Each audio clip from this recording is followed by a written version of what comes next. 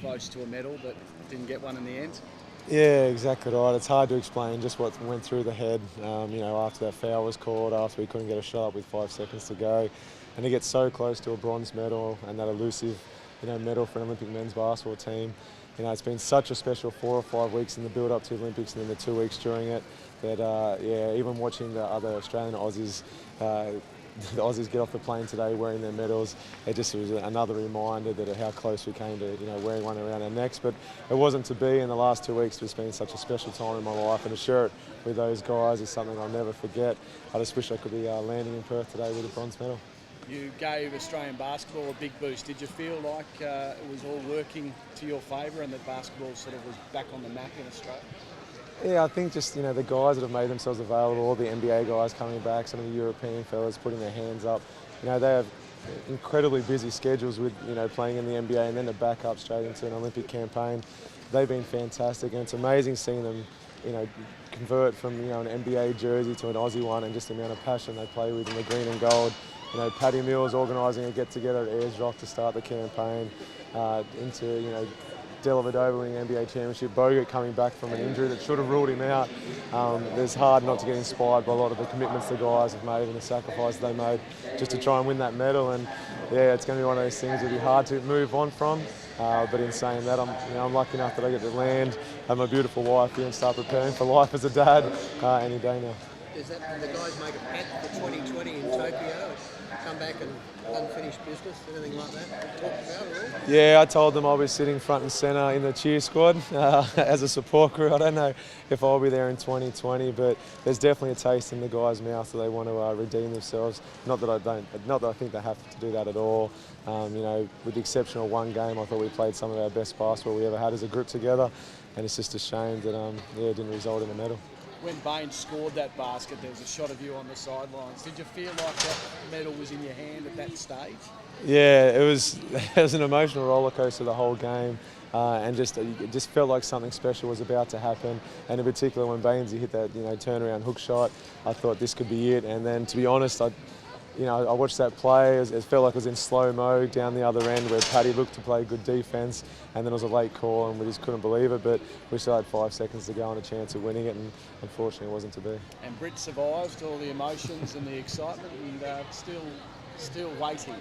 Yeah, exactly right. So she's 38 and a half weeks. And there's a few times she'd call me. I thought, oh no, this is it, and I'd get a little bit anxious while I was over there. But in saying that, Joe Ingles had 2 days with his twins before he left to come over to Rio for the Olympics. I'm fortunate enough now where I've landed. Brittany still hasn't given birth, and hopefully next week or two I'll get to experience the sheer joy of becoming a father. Damon, from a personal point of view, were you pleasantly surprised with how significant a role you were able to play over there? Yeah, to be honest, I thought, I'm going to be the 11th or 12th man, and I still was in that role to a capacity. But Andre really wanted to rotate the bench. He instilled a lot of confidence and faith in each of the players, and I was lucky enough to get out on the court for about 9 or 10 minutes a game. And that game time is something that was very memorable and special. But the whole experience, even it's too close right now to reflect on all of it, but I know during it, throughout the campaign, I had a lot of pinch me moments, and I can't wait to write them all down and try and relive it over the next week or two. Talk us through Kevin Durant, mate. Take us back. Just you stood to him. Do you give yourself just half a second to just think, I've just shipped the fourth best player on the planet here? No, at the time you do move on quickly from it, but it wasn't until I called Brittany immediately following the game, and I was upset that we'd lost, and she started laughing. I thought, that's a weird reaction to hearing a husband, upset after an Olympic loss. And I said, what? And she goes, I should probably tell you before you see it on social media. I tweeted Kevin Durant that my husband stole the ball off him, and I was like, you're kidding me, aren't you? So I think Brittany was proud at the moment, and now that the games are over, it might be something I reflect on and have a bit of a laugh at. Are you genuinely excited for the prospect of 4 years' time? We've got all these young players coming through. I mean, the NBA draft this year was amazing for Aussie talent. Are you genuinely excited going forward that we could even do better than bronze in Tokyo? Absolutely. I think when the Socceroos had some success at a World Cup campaign, the A-League really just jumped on the coattails of that, and soccer throughout Australia really grew. And I would love to see if basketball within the NBL and abroad builds off, the 4th place in Rio, but more importantly, in 4 years' time, they use that as a stepping stone to jump into the medals. And with, Ben Simmons, Thon Maker, both getting drafted this year, Dellavedova, Paddy Mills, they're still going to be young, Ryan Brokoff. the list is just an amazing talent. A lot of guys will be in the NBA, obviously still some NBL guys, and I'll be front and centre, hopefully cheering them on to win that first medal, and we'll be very proud to be an Australian that day. So what's the first thing you're going to do when you get out of here? I've been on a plane a long time. I think I owe it to my wife to have a shower first and foremost.